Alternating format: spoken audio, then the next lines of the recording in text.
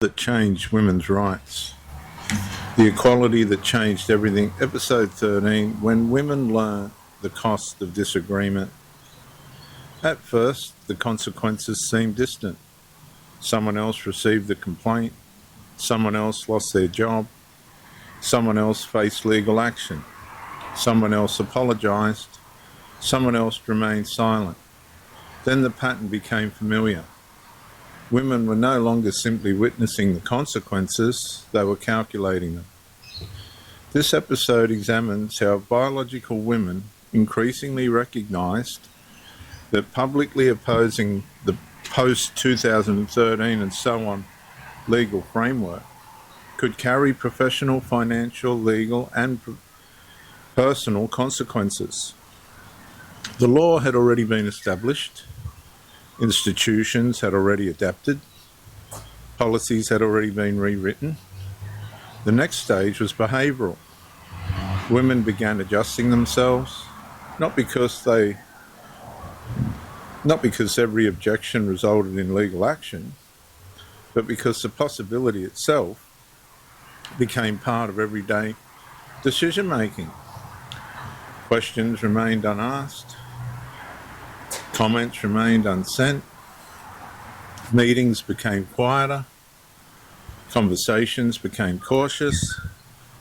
Parents hesitated. Teachers hesitated. Employees hesitated. Athletes hesitated.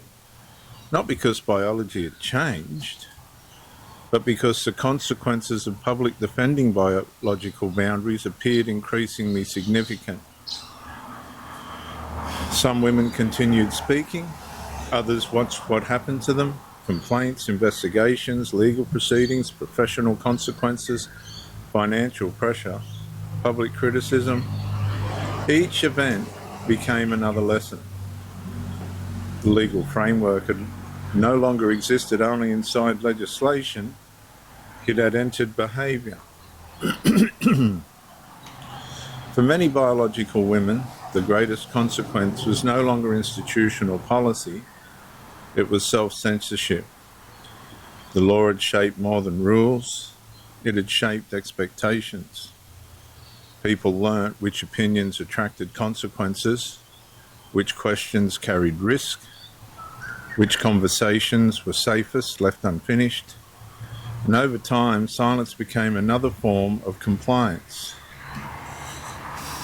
Not because agreement had been reached, but because the cost of disagreement appeared too high.